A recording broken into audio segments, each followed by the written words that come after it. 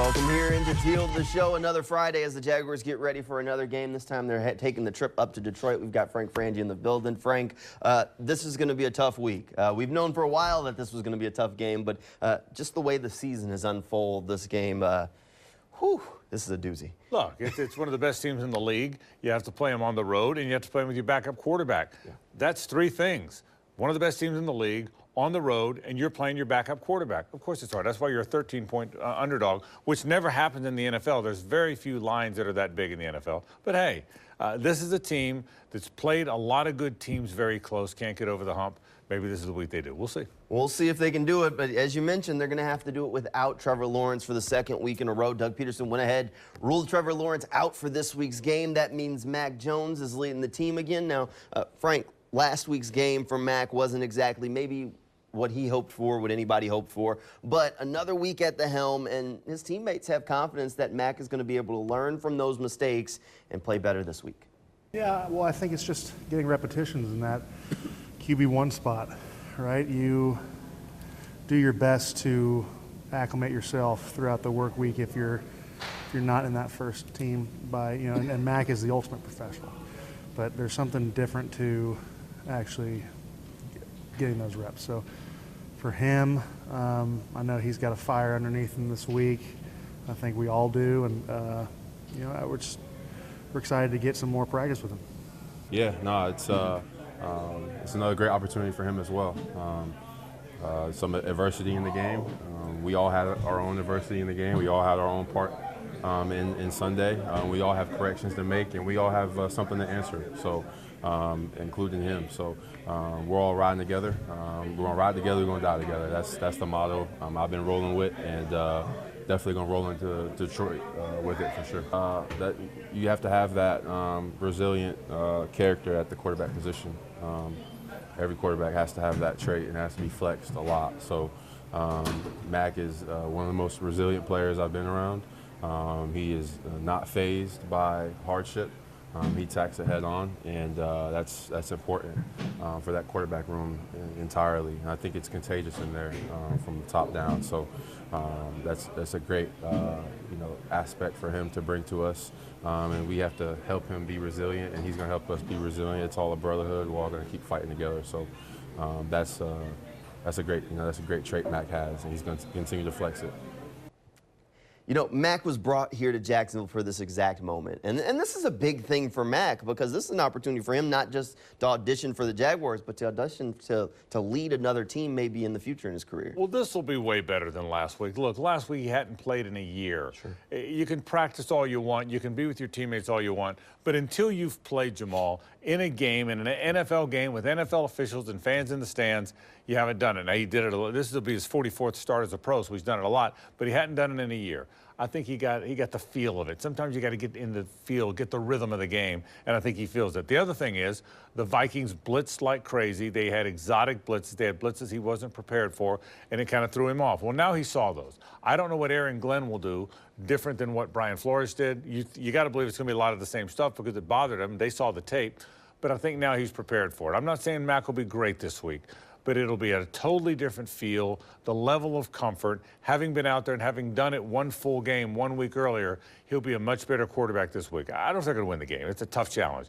But he'll be a much better quarterback this week than he was last week. There's no doubt in my mind. Well, we'll see what happens with Mac Jones. The one thing that I think the Jaguars have to guard against, Frank, is that here we go again kind of thing. You know, the Jaguars have really been stacking up losses. It's been that kind of season, and now your quarterback's out. So the question is, how do they fight that and kind of manage those emotions? And the one thing that some of the players in the locker room are saying, despite the struggles, at this point in the season, they're actually buying in more.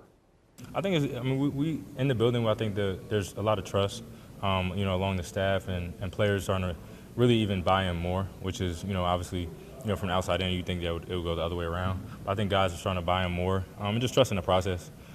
This league and life in general, you never want to check out too early, especially just because, things haven't gone your way. I've seen things flip, and even if it's not ideal, it can still, help you in the end.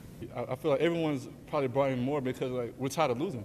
We come in here week in and week out and put work in each and every day.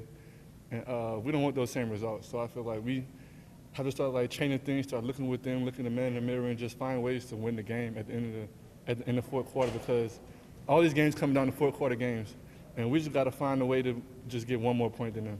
Yeah, I think that's really that's the real excitement in something like this. Obviously, this is not what we want to be. This is not what we expected, but what a great opportunity to respond to adversity, to go head on to something really challenging, something that's the 1% get to do every Sunday. That's the exciting part of it, and that's the same way for me. I see a beautiful opportunity in this to continue to lead, continue to work, continue to grind, continue to attack this thing head on. And I'm in an environment surrounded by that with the other guys. So just a great opportunity, and definitely the energy is great. Most definitely. Like we always talked about every year I've been here, late in the season, once it gets to like the late November, December, you have to win those games in the stretches if you want to be considered in the playoffs or wild card, whatever. You know, when people kind of go off, do their own thing, it didn't work out for us a little bit. So a lot of these guys have had different coaches. A lot of these guys have learned different things along the way. I think what's best for us, everybody, being 11 is one, taking no shortcuts. I understand some plays might be a little bit more difficult for you.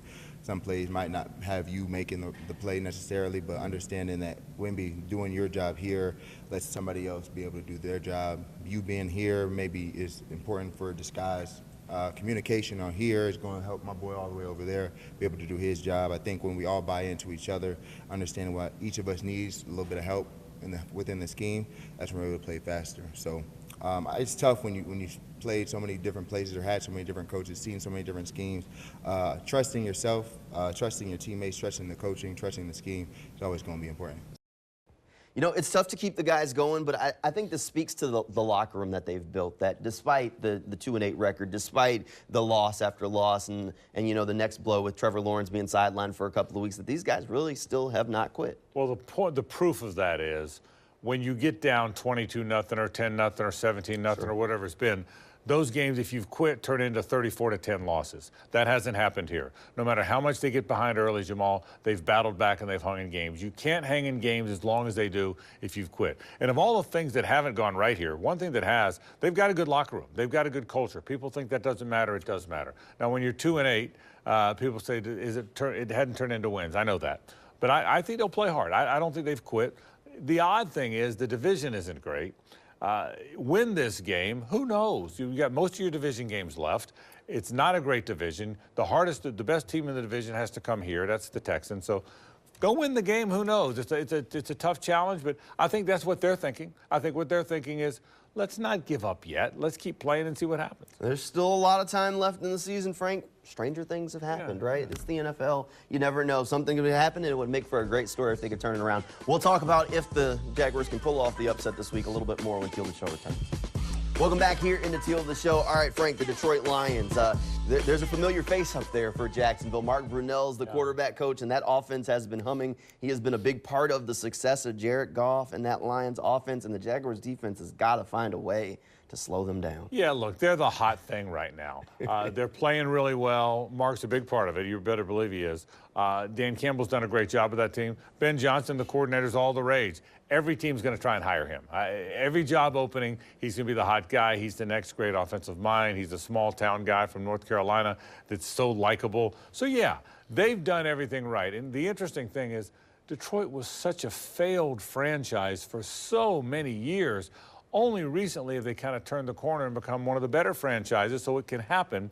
But, yeah, this is a tough challenge. Everybody knows it's a tough challenge. Again, on the road against one of the best teams in the league without your quarterback. A very tough challenge, and nobody debates that. It feels like forever ago that the Jaguars and the Lions were in almost the exact same spots. Yeah. But now they're in very different situations. All right, Frank, do you think the Jaguars can pull off the upset on Sunday? It's a hard one. It'd be hard to pick the Jaguars. They're a 13-point underdog. Can they win? Yeah, they can win. Anybody in the NFL can win, but it's hard to pick them in this game. Everybody knows how good the Lions are. Now, look, can the Lions be asleep at the wheel? Everybody fades at some point. The problem is I thought the Lions' asleep at the wheel game was going to be last week when they got down 23-7 at the half to the Texans. I thought that was going to be their asleep game. Well, guess what? They bounced back, found a way to win that game, and now feel even better about themselves. But look, it's a hard game for the Jaguars. No one's going to pick the Jags to win a game on the road with their backup quarterback. But again, you said earlier, keep playing hard, see what happens. It is tough to think that the Jags are going to go into Detroit and pull off the upset, but you never know what could happen. And that would be a huge win, maybe for a little bit of momentum, something the Jaguars have been searching for a while. But Frank, if this thing goes chalk, the Jaguars would fall to 2-9 on the season going into the bye week. What would a loss mean for Doug Peterson's future with the Jags? Yeah, in my opinion, nobody knows that answer, by the way. Nobody knows what Shad Khan's thinking. I think Doug and everybody are going to be judged on the season as a whole, not on 11 games of a 17-game season. So I would be surprised if anything happened at the bye. That's my opinion. That's not inside information. It's just my gut. There also are some winnable games coming up. It has been a brutal schedule. You never know when the season starts how good teams are going to be, but it has been a brutal stretch of games you had after London.